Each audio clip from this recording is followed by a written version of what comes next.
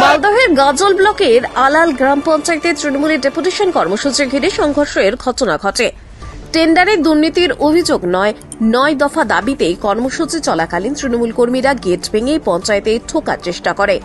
গালিগালাজ ও ইট ছোড়ার অভিযোগ ওঠে। এক ঠিকাদারকে মারধরের অভিযোগও রয়েছে। তৃণমূলের দাবি, বিজেপি কংগ্রেস বহিরাগত গুন্ডা ও আগ্নেয়াস্ত্র মজুত রেখে উত্তেজনা ছড়িয়েছে। পরিস্থিতি সামলাতে পুলিশকে হিমশিম খেতে হয়। এলাকা থমথমে।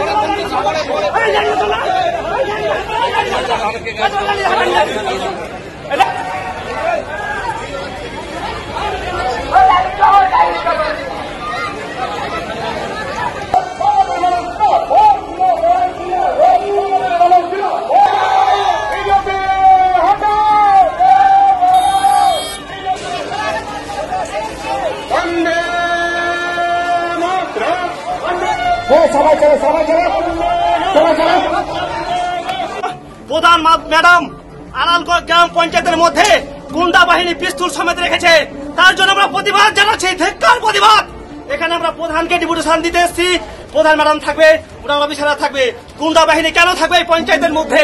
এটাই আমাদের দাবি প্রশাসনের কাছে। আমরা প্রশাসনের কাছে এটাই দাবি করছি। মমতা ব্যানার্জি জিন্দাবাদ, তৃণমূল কংগ্রেস জিন্দাবাদ। পঞ্চায়েতের মধ্যে প্রধান ম্যাডাম পিস্তল সমেত বিহার থেকে গুন্ডা বাহিনী এনে রেখেছে। কোন কোন দাবিতে? 9 দফা দাবি আছে। প্রধান ম্যাডাম ওনাদের গুন্ডা বাহিনীকে নিয়ে, অফিস স্টাফকে নিয়ে প্রচুর টাকা নয় করেছে। ওয়ান ফান্ড থেকে শুরু করে, আদার্স ফান্ড থেকে শুরু করে, 15 ফান্ড থেকে শুরু করে বিভিন্ন ফান্ডে টাকা তছরূপ করেছে। তারই প্রতিবাদে জনসাধারণের ওয়ান ফান্ডের টাকা নিয়ে জেনারেটর না চালিয়ে জনসাধারণকে বসিয়ে রেখে হেনস্থার পর হেনস্থা করার জন্য, এইসব প্রতিবাদের জন্য, আলোচনার জনসাধারণের প্রতিবাদের জন্য আমাদের এই বিক্ষোভ মিছিল, ডেপুটেশন মিছিল।